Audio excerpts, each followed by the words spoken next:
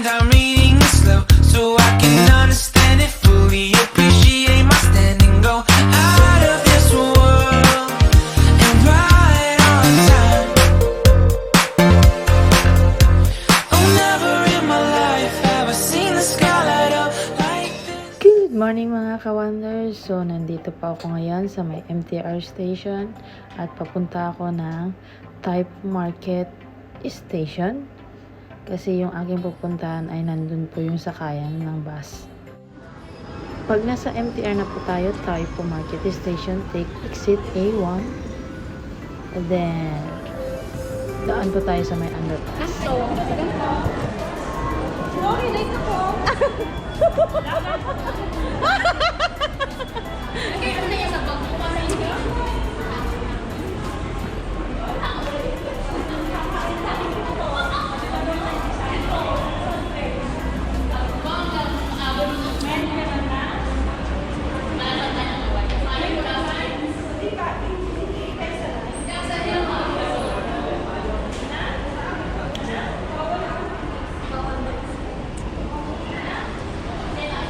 Dito tayo sa 20B, no?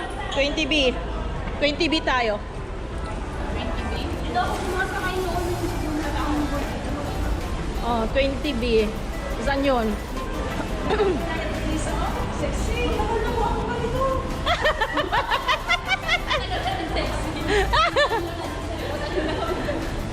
Ikaw na.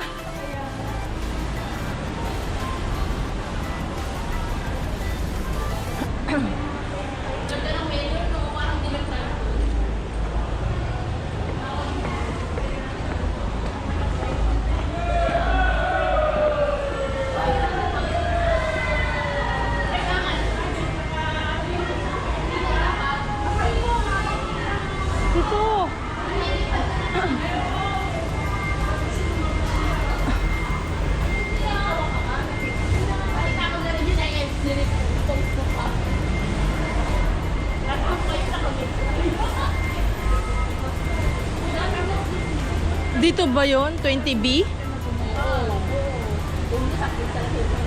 20B o sa kabila? Baka nakapila sila. Ano to? 23 ito. Sigurado ka? 23. Meron pa dun sa unahan. 20 pa tayo? 20. So, ayan po, hindi po kami nag-minibus, nag-taxi po kami and we are 5 in the group. And maghahati-hati na lang po kami sa bayad ng taxi kung magkano man po yun. So, hindi namin naantay yung minibus kasi sobrang tagal. At yung time namin for the booking is late na po kami. So, yung pupuntahan po kasi namin is may booking. And pag na-late ka sa booking mo, hindi ka na pwedeng pumasok sa area. So, kaya nagmamadali kami and we take taxi na lang. So, ito po yung view along the way and it will take about 20 to 30 minutes yung biyahe. Depende kung gaano katagal yung traffic or kung may traffic man. And yung pupuntahan pala namin is yung Jiuxian Monastery. Hindi ko alam kung nasabi ko ba ng right yung name, but nandyan po sa may title ang correct spelling ng name. So, is one of the largest Buddhist temple located in Taipo District, Hong Kong. So, yun po yung pupuntahan namin. And, hope you'll enjoy the video that I'll be making. And, malapit na po kami sa area. Ito na po yung papasok sa may area.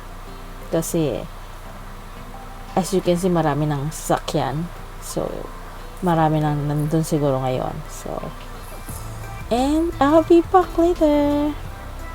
So, ito po. Nandito na naman ulit. And, ito na po yung entrance ng area. And yung binayaran pala namin sa taxi is around $71. Dito na kami sa loob ng monastery. Bawal maingay.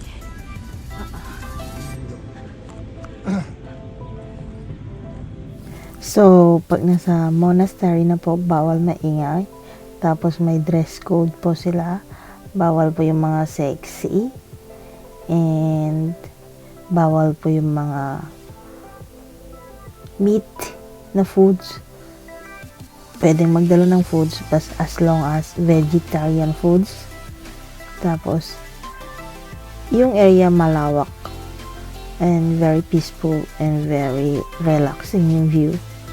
Kaso pag pumunta ka dito ng summer is nakakapagod yung init. So I would rather say na pumunta kayo dito ng colder time.